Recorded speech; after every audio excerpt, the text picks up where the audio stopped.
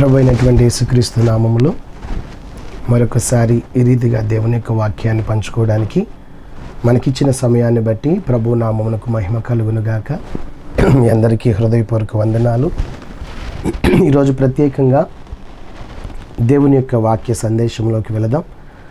ఈరోజు fathers day సందర్భంగా తండ్రి యొక్క పాత్ర గురించి మనందరం కూడా ధ్యానం చేసుకుందాం. ఈ లోకంలో తండ్రికి ఇచ్చినటువంటి బాధ్యత, దేవాది దేవుడు కుటుంబ భారము, బిడ్డల భారము, మరి సమస్తమైనటువంటి ఎక్కువ ఆధిక్యత పురుషునికి ఇవ్వటం జరిగింది. కాబట్టి కుటుంబంలో తండ్రి యొక్క పాత్ర చాలా శ్రేష్టమైనది. చాలా భారములు తండ్రికి అప్పగించబడినాయి. దానిలో ఈరోజు ముఖ్యంగా మనం సమాజంలో చూసుకున్నట్లయితే కొన్ని కుటుంబాలలో తల్లిదండ్రులు అనగా ముఖ్యంగా తండ్రి బిడ్డల విషయంలో జాగ్రత్త వహించకపోవటం వలన, వారి విషయాల్లో తనే స్వయంగా దగ్గరుండి బాధ్యత తీసుకోపోవటం వలన చాలామంది యవనస్తులు ఈ లోకంలో జారిపోయి నశించిపోయే మార్గాల్లో మరి తనకిష్టమైన మార్గాన్ని ఎన్నిక చేసుకుని కృషించిపోతూ మరి గమ్యము తెలియక ఈ లోకంలో తల్లడిల్ల యవనస్తులు చాలామంది ఉన్నారండి.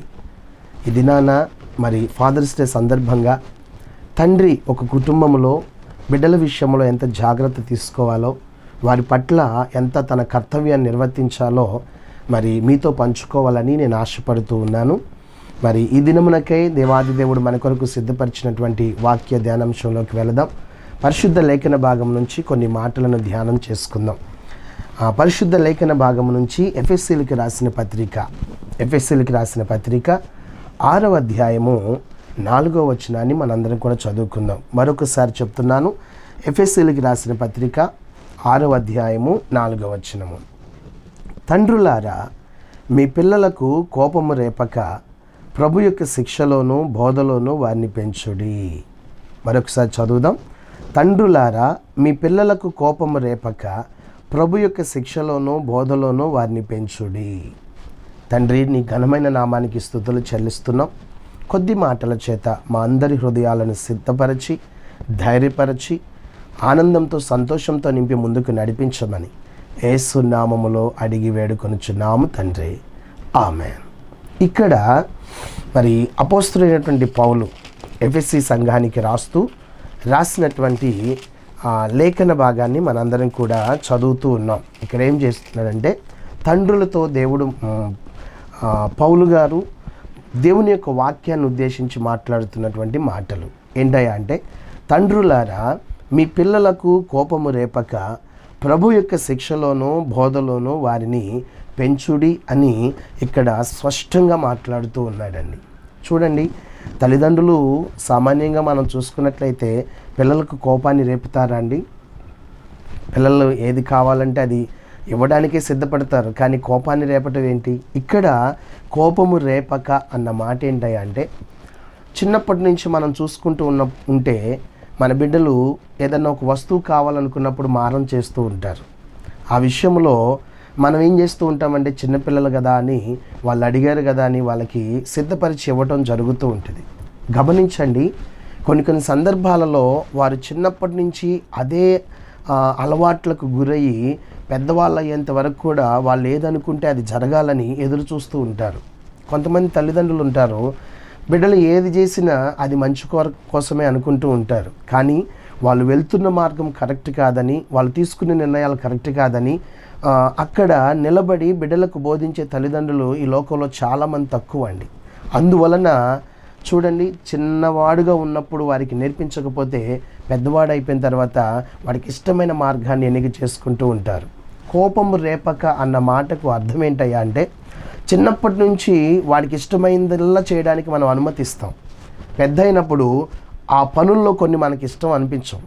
అప్పుడు మనము అది తప్పు నాన్న అన్నప్పుడు బిడ్డలకు ఏమొస్తుంది అంటే కోపం వస్తుంది. చిన్నప్పుడు మేము చేసినప్పుడు నువ్వు ఊరుకున్నావు, ఇప్పుడెందుకు నువ్వు ఊరుకోవట్లేదు, ఇప్పుడెందుకు అడ్డగిస్తున్నావని కోపం తెచ్చుకుంటూ ఉంటారు. అందుకనే తండ్రుల విషయంలో, మరి ముఖ్యంగా తండ్రుల విషయంలో వాక్యం చెప్తున్నది ఏంటయ్యా అంటే, చిన్నప్పటి నుంచే వారికి ఏం చేయాలంటే హితోపదేశం చేయాలి. ఎవరి గురించి? పరలోకపు తండ్రి గురించి. తండ్రి మనకిచ్చిన ఆజ్ఞలు ఎలా ఉన్నాయి, తండ్రి మన బిడ్డలను ఎలా పెంచాలని మనకి హితోపదేశం చేశారు. తల్లిదండ్రులుగా ముఖ్యంగా మనము ఎలాగూ దేవుని సన్నిధిలో ఉండాలి, తదుపరి మనం నడుస్తున్న విధానాన్ని బట్టి మన బిడ్డలకు మంచి మార్గం ఎలా ఉంటుందో, ఆ మార్గంలో ఎలా ఉండాలో, ఎలా నడవాలో, ఎలా జీవించాలో నేర్పించవలసిన బాధ్యత మొట్టమొదటిగా కుటుంబంలో తండ్రికి, తర్వాత తల్లికి దేవుడిచ్చినటువంటి కర్తవ్యం అండి. నేర్పించాలి, వారిని నడిపించాలి. అందుకనే సామెతల గ్రంథంలో మనం చూసుకున్నట్లయితే పరిశుద్ధ లేఖన భాగం నుంచి కొన్ని మాటలు మాట్లాడుతూ ఉంటారు. చూడండి, సామెతల గ్రంథము 19వ అధ్యాయము, సామెతల గ్రంథము 19వ అధ్యాయము 18వ వచనంలో ఒక మాట మాట్లాడుతున్నాడు. బుద్ధి వచ్చునని నీ కుమారుని శిక్షించుము, అయితే వాడు చావవలనని కోరొద్దు. ఏం చేయాలంటండి? బుద్ధి జ్ఞానము కలిగి జీవించడానికి, మంచి మార్గంలో నడవడానికంట మన కుమారుల్ని ఏం చేయాలంటే శిక్షించాలంట. ఏదన్నా తప్పు పని చేస్తున్నప్పుడు, తప్పుడు మాట మాట్లాడుతున్నప్పుడు, మనకు ఇది మంచిది కాదు, మన బిడ్డలు చేసే పని ఇది మంచిది కాదు అనుకున్నప్పుడు ప్రారంభంలోనే మనం దాన్ని తుంచేస్తే పెద్దవాడైనప్పుడు వాడు ఆ పని జోలికి వెళ్లకుండా సక్రమైన మార్గంలో నడవడానికి అవకాశం ఉంటుంది. అందుకని ఇక్కడ అంటున్నాడు, బుద్ధి కలిగించాలంట. బుద్ధి రావాలని, వివేకంతో నడవాలని, జ్ఞానంతో మన బిడ్డలు ముందుకు వెళ్ళాలనంట. మన బిడ్డలను ఏం చేయమంటున్నాడు ఆయన? శిక్షించండి. అలాగని చనిపోయే వాళ్ళని కోరుకోవద్దంట. వాడు ఆ శిక్షకు లోబడితే తన మార్గాన్ని ఏం చేసుకున్నట్టంట? జీవ మార్గంలోకి నడిపించుకున్నట్లు. ఈ బాధ్యత కుటుంబంలో మొట్టమొదటిగా తండ్రి తీసుకోవాలండి. తండ్రికి ఇచ్చినటువంటి బాధ్యత, తండ్రికి ఉన్నటువంటి కర్తవ్యం. దేవుడు తండ్రికి ఇచ్చిన మొట్టమొదటి భారం ఏంటంటే కుటుంబంలో తన బిడ్డలను మరి మంచి మార్గంలో, సక్రమైన మార్గంలో నడిపించుకోవాలని జ్ఞానమును, వివేకాన్ని దేవుడు అనుగ్రహింపజేశాడు. ఇంకొక చోట అదే సామెతల గ్రంథంలోనే మనం చూసుకున్నట్లయితే 22వ అధ్యాయం 6వ వచనంలో మాట్లాడుతూ ఉంటాడు. బాలుడు నడవలసిన త్రోవను వానికి నేర్పండి, వాడు వృద్ధునైనప్పుడు అనగా పెద్దవాడైనప్పుడు దాని నుండి ఏం చేయడంట? తొలగిపోడు. అంటే చిన్నప్పటి నుంచే తల్లిదండ్రులుగా మనం తీసుకోవాల్సిన బాధ్యత ఏంటంటే వాళ్ళు నడవలసిన మార్గాన్ని ఏం చేయాలంటే మనము నేర్పించాలి, హితోపదేశం చేయాలి. అదే సామెతల గ్రంథం 29వ అధ్యాయము 17వ వచనంలో ఒక మాట అంటాడు చూడండి, నీ కుమారుని శిక్షించిన ఎడల అతడు నిన్ను సంతోషపరుస్తాడు, నీ మనసుకు ఆనందం కలగజేస్తాడు. చూడండి, కుమారుని శిక్షిస్తే మొట్టమొదటిగా తండ్రికి, తల్లికి హృదయానికి కలిగే ప్రతిఫలం ఏంటో తెలుసా? సంతోషము, ఆనందము. అదే మనం చిన్నప్పటి నుంచి వారికి నేర్పించుకొని ఉంటే వాడు కోపాన్ని తెచ్చుకుంటాడు. ఆ కోపం వలన తరువాత ఏం చేస్తాడో తెలియదు. అప్పుడు తండ్రిగా, తల్లిగా మనం అనుభవించవలసింది ఏంటో తెలుసా? బాధ, దుఃఖము, విచారము. అందుకని పరిశుద్ధ లేఖన భాగం మనకు చెప్తుంది ఏంటంటే తండ్రులుగా మంచి బాధ్యతను తీసుకుని కుటుంబంలో ఉన్నటువంటి బిడ్డలను సక్రమైన మార్గంలో నడిపించాలంట. దేవుని యొక్క వాక్యానికి లోబడేటట్లు, జీవించేటట్లు వారిని సక్రమైన మార్గంలో నడిపించాలంట. మనం మన బిడ్డల కొరకు అనేకమైనటువంటి లోకంలో ఉన్న ఆశీర్వాదాలన్నీ ఎదుగుతూ ఉంటామండి. వాడు మంచి స్కూల్లో చదవాలని, వారి మంచి కాలేజీలో చదవాలని, వారి మంచి జాబులు చేయాలని, వారి జీవితంలో అన్ని అడిగినవన్నీ కూడా మంచి దుస్తులు, బంగారము, ఇంకా గృహాలు, ఏది కావాలన్నా మన బిడ్డలకు ఈ లోకపు బాహ్య ఐశ్వర్యాన్ని, బాహ్య ఆనందాన్ని కలగజేయడానికి ఇష్టపడుతూ ఉంటాం. ప్రతి తల్లిదండ్రులు కూడా తీసుకునే బాధ్యత అది. కానీ వీటికంటే శ్రేష్టమైనది ఏంటంటే పరలోకపు తండ్రి ఆనందించేలాగున, ఈ లోకంలో తండ్రిగా, తల్లిగా మనము ఆనందించేలాగున మన బిడ్డలకు నేర్పించవలసింది, ఇవ్వవలసింది ఏంటంటే పరిశుద్ధ గ్రంథాన్ని ముందు పెట్టడం, ఈ పరిశుద్ధ గ్రంథాన్ని చదివించడం. ఈ పరిశుద్ధ గ్రంథంలో ఉన్నటువంటి జీవపు మాటలు ఎప్పుడైతే వారికి హితోపదేశం చేస్తామో తప్పకుండా వారు చెడు మార్గాల్లోకి కాకుండా మంచి మార్గంలో నడవడానికి అవకాశం ఉంటుంది. పెద్దవాళ్ళు అయినప్పుడు తొలగిపోరు గనక వారి విషయంలో మనం దుఃఖించవలసిన విషయం లేదండి. మనం ఏదైనా మాట్లాడినప్పుడు ఆ మాటకు శిరస్సు వంచుతారు, లోబడతారు, ఆనందాన్ని, సంతోషాన్ని మనకు కలగజేస్తారు. ఒకవేళ మనం చిన్నప్పటి నుంచి వారికి నేర్పించుకొని ఉంటే పెద్దవాడైనప్పుడు అరే నువ్వు చేస్తున్న పని తప్పు అని మనం ఎప్పుడైతే ఖండిస్తామో వాడికి అప్పుడు కోపం వస్తుంది. ఆ కోపంలో నుంచి మనకు వచ్చేది ఏంటంటే దుఃఖము, బాధ. అందుకని సమయం ఉండగానే సద్వినియోగపరచుకోండి అని వాక్యం చెప్తూ ఉంటుంది. మన బిడ్డలకు నేర్పించవలసిన మార్గాన్ని నేర్పించాలి. పరిశుద్ధ లేఖన భాగంలో ఒక వ్యక్తి గురించి దేవుడు మాట్లాడుతూ ఉంటాడు. ఎంత గొప్ప సాక్ష్యం పలుకుతాడో తెలుసా అండి? ఆదికాండం ఓపెన్ చేయండి. ఆదికాండము 18వ అధ్యాయము. ఆదికాండము 18వ అధ్యాయము 17వ వచనం నుంచి కొన్ని మాటలు మనం చదువుకున్నట్లయితే, అప్పుడు యెహోవా, నేను చేయబోవు కార్యము అబ్రహాముకు దాచెదనా?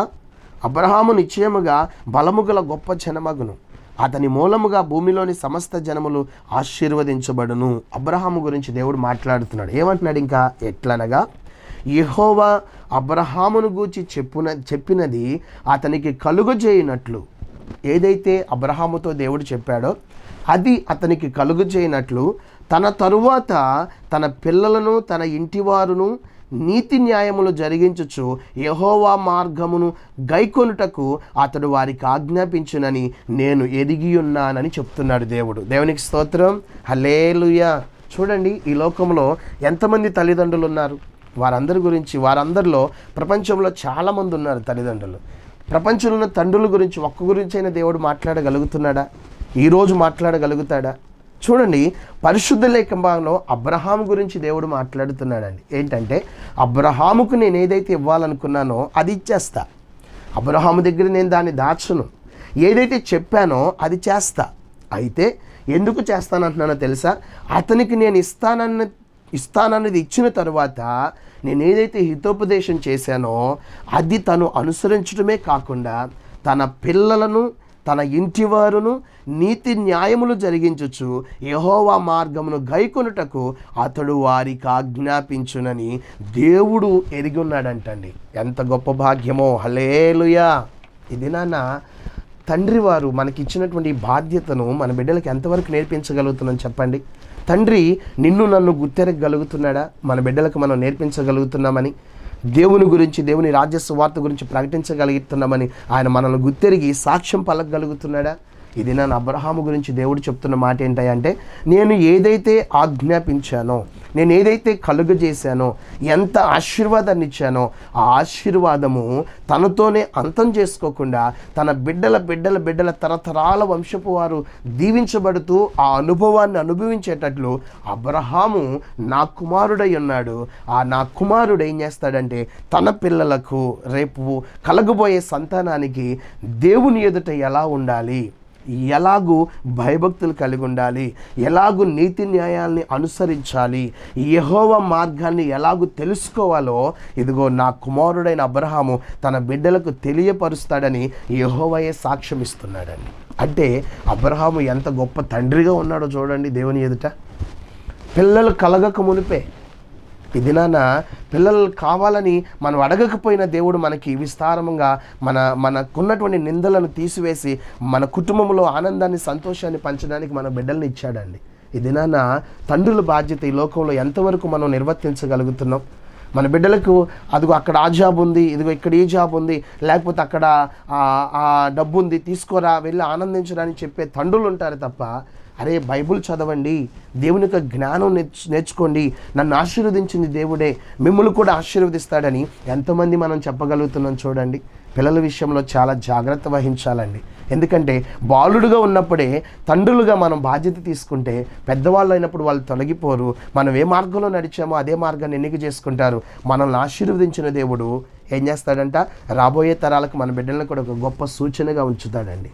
ఒక మాట చూసుకుంటే యోబు గ్రంథం ఓపెన్ చేయండి. పరిశుద్ధ లేఖన భాగంలో యోబు గ్రంథము మొట్టమొదటి అధ్యాయము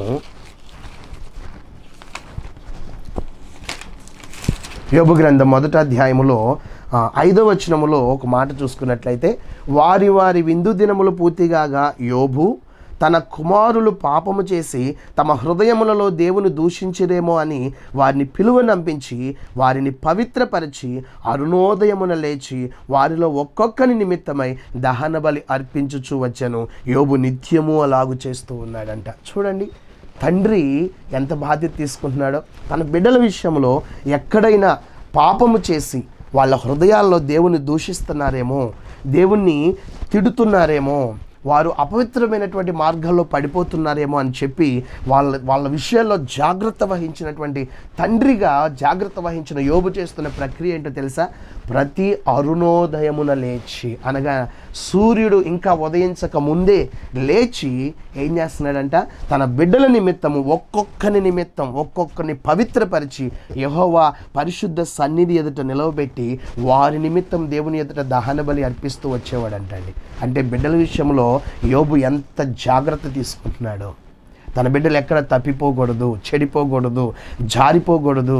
దేవుని చిత్తము, దేవుని యొక్క అనుగ్రహము నా మీదకి దిగినొచ్చినట్లుగా నా బిడ్డల మీద కూడా దిగి రావాలి. ఎందుకు అంత జాగ్రత్త తీసుకుంటున్నాడంటే, యోబు దేవుని ఎదుట ఎలా ఉన్నాడో తెలుసా? యథార్థవంతుడిగా ఉన్నాడు, న్యాయవంతుడిగా ఉన్నాడు, దేవుని యందు భయభక్తులు కలిగి ఉన్నాడు, చెడుతనాన్ని అంతా విసర్జించాడు. అలా ఉండటం వలన తండ్రి యొక్క ఆశీర్వాదం యోబు మీదకి దిగొచ్చింది.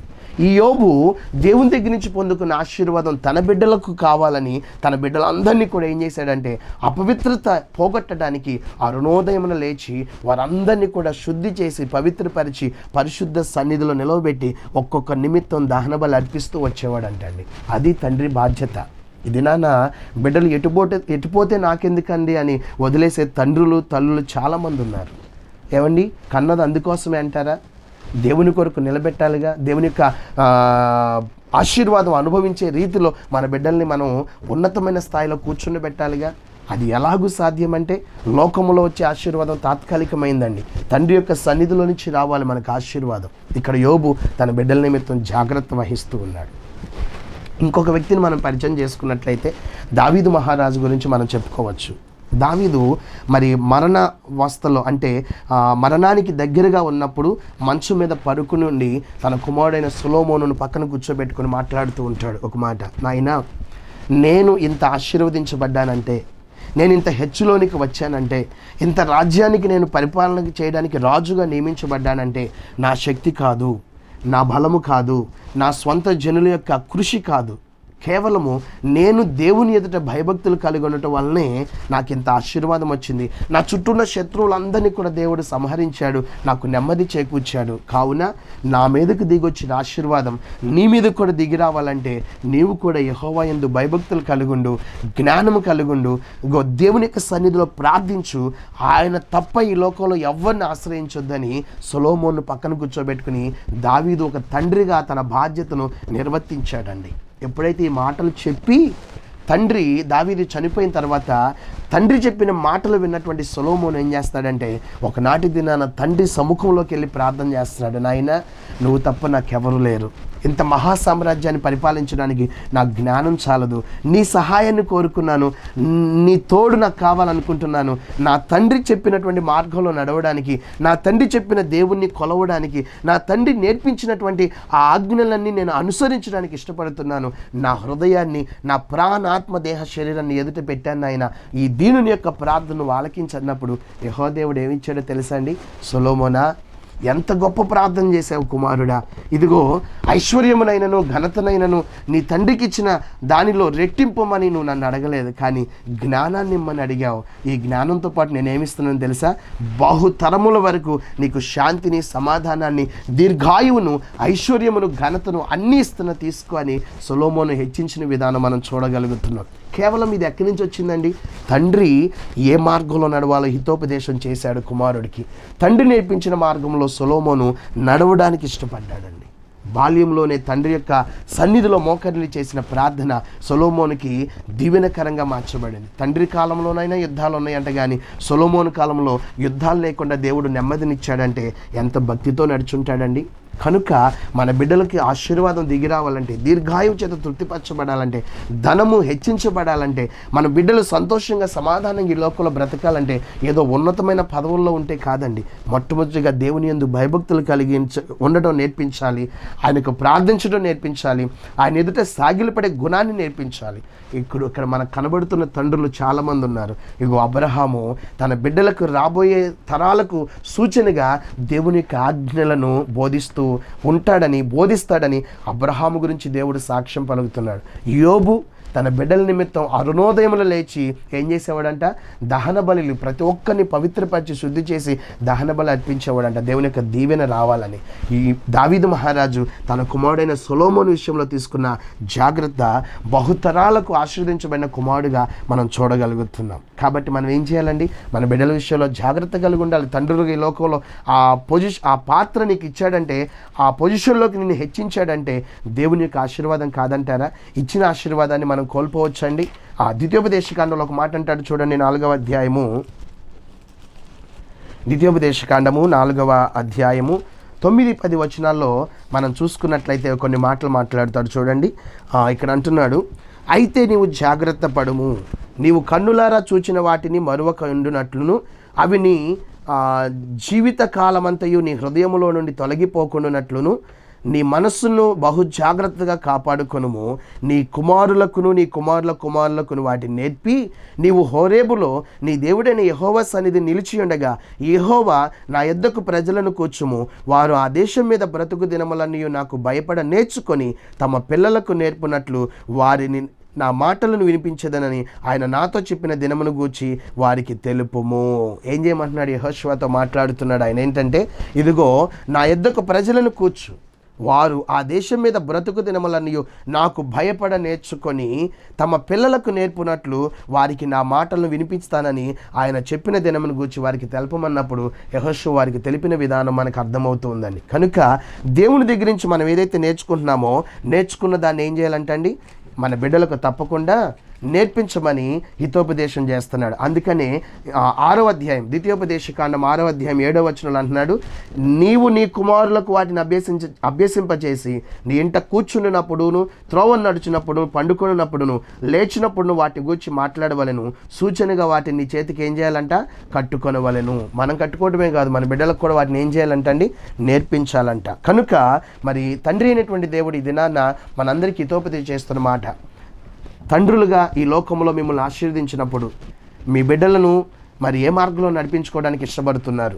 ఇదిగో చరిత్ర పుటంలోకి ఎక్కినటువంటి ఒక అబ్రహాము వలెను, ఒక యోబు వలెను, ఒక దావీదు వలెను, ఇదిగో ఈ దినాన మరి మనము కూడా మన బిడ్డలను ఒక సక్రమైన మార్గంలో నడిపిస్తే తండ్రి మనల గురించి కూడా సాక్ష్యం పలుకుతూ ఉంటాడండి. కనుక ప్రియమైనటువంటి తండ్రులారా, ఈ లోకంలో మీకు ఇచ్చినటువంటి ఆధిక్యతను చేతులారా చెడగొట్టుకోకుండా, మీ బిడ్డలను మరి వ్యర్థమైనటువంటి మార్గాల్లో నడిపించకుండా బాధ్యత వహించి చిన్నప్పటి నుంచే మీ బిడ్డలను దేవుని గురించి పరిచయం చేసి దేవుని యొక్క ఆజ్ఞల్లో, దేవుని యొక్క మార్గంలో నడిపించినట్లయితే వారు తప్పకుండా పెద్దవాళ్ళు అయినప్పుడు తొలగిపోకుండా ఉంటారు.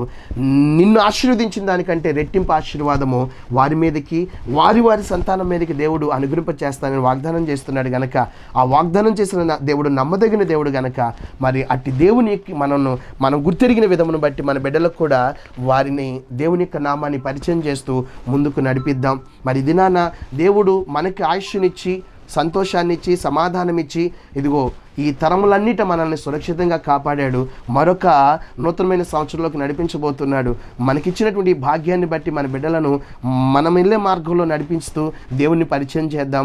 సంతోషంగా, సమాధానంగా మన కుటుంబాలను ముందుకు నడిపించుకుందాం. కనుక ఇట్టి మాటలను ఉన్నటువంటి మనందరం కూడా దేవుని యొక్క ఆజ్ఞకు లోబడి ఆయన చిత్తాన్ని నెరవేర్చే తండ్రులుగా ఉండాలని మరి ఒక నిర్ణయం తీసుకుందాం. ఆయన మాటకు లోబడదాం. ఆయన చిత్తాన్ని నెరవేర్చే తండ్రులుగా ఈ లోకంలో ముందుకు సాగిపోదాం. దేవుని యొక్క మాటలు మన వినికిడిలో దీవించి తండ్రి ఆశీర్వదించి ఫలింపచేయనుగాక. ఆమేన్, ఆమేన్. చిన్న ప్రార్థన. కృపగల దేవా, దయగలిగిన తండ్రి, నీకు వందనాలయ్యా. మీరు మాతో మాట్లాడిన మాటలను బట్టి నీకు స్తోత్రాలు. అబ్రహాము వలె, యోబు వలె, దావీదు వలె మేమందరం కూడా నా తండ్రి మా బిడ్డల విషయంలో జాగ్రత్త వహించి నీకు ఇష్టమైన పాత్రలుగా మేము పెంచే ధన్యత, అట్టి కృపా బాహుల్యత మాకు అనుగ్రహింపచేయమని, ఈ లోకంలో ధన్యకరమైన జీవితాలు కలిగినటువంటి తండ్రులుగా ఈ లోకంలో ముందు కొనసాగడానికి కృప చూపించమంటూ యేసు నామములో అడుగుచున్నాము తండ్రి. ఆమేన్. తండ్రి, కుమార, పరిశుద్ధాత్మ త్రియేక దేవుని అన్యోన్య సహవాసము, ఆయన కృపావాత్సల్యత మనకు, మన కుటుంబాలకు సదాకాలము తోడైన నడిపించునుగాక. ఆమేన్, ఆమేన్. మార్గము చూపుము ఇంటికి, నా తండ్రి ఇంటికి, మాధుర్య ప్రేమ ప్రపంచము చూపించు కంటికి. మార్గము చూపుము ఇంటికి, నా తండ్రి ఇంటికి.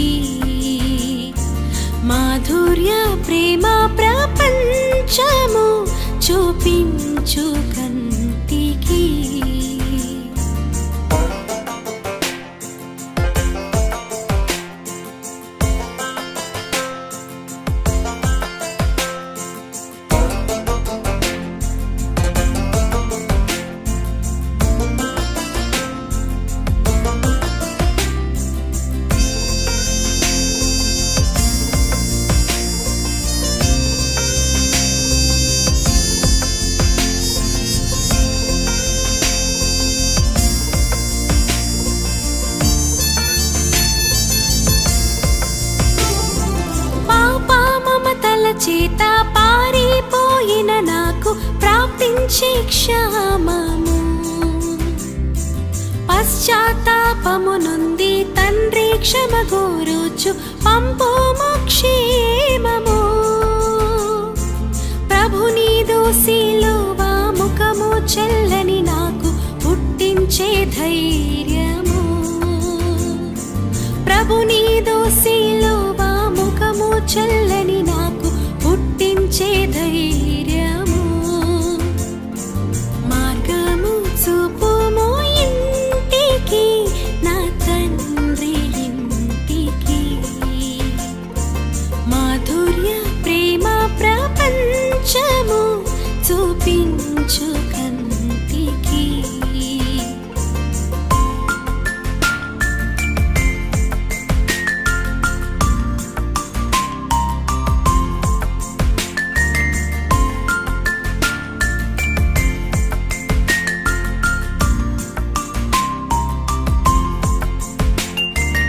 అమ్ముకొంటిని నేను అదమోడొకడని నాడు ఆకలి బాధలో. అన్యాయమైపోయి పందులు సహ వెలిగి అలవడెను వేదన. అడుగంటే అవినీతి మేల్కొని మానవత ఆశ్రయము చూపుము. అడుగంటే అవినీతి మేల్కొని మానవత ఆశ్రయము చూపుము. మార్గము చూపుము ఇంటికి, నా తండ్రి ఇంటికి. మాధుర్య ప్రేమ ప్రపంచము చూపించు కంటికి.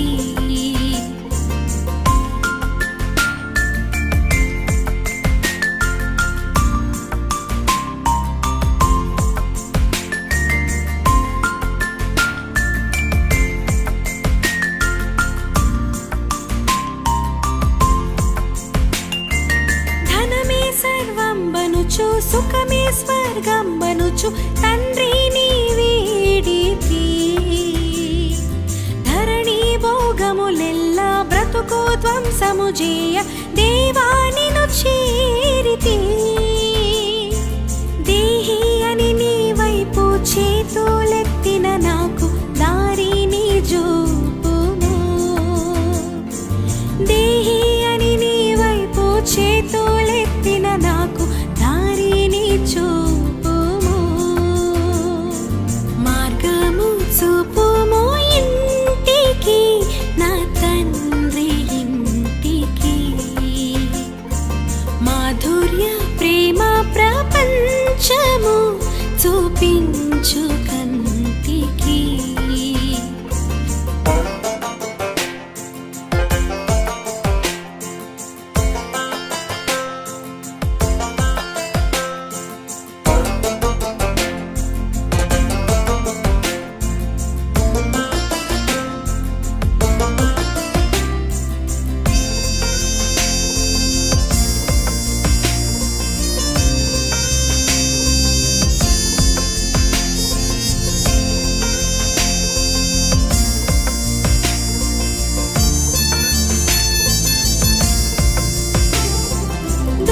దూరాదేశములోన బాగుందు నను కొనుచు తప్పితి మార్గము.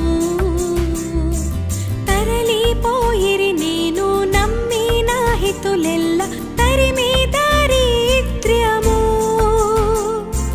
దాక్షిణ్యమూర్తి నీ దయనాపై కురిపించి ధన్యుని చేయుము. దాక్షిణ్యమూర్తి నీ దయనాపై కురిపించి ధన్యుని చేయుము. మార్గము చూపుము ఇంటికి, నా తండ్రి ఇంటికి. మాధుర్య ప్రేమ ప్రపంచము చూపించు కంటికి.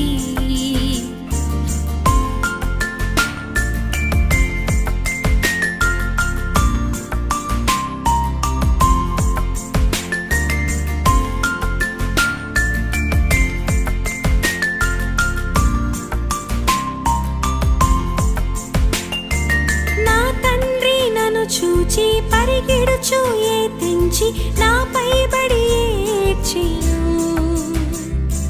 నవజీవమును గూర్చి ఇంటికి తోడ్కొని వెళ్ళి నన్ను దీవించెను.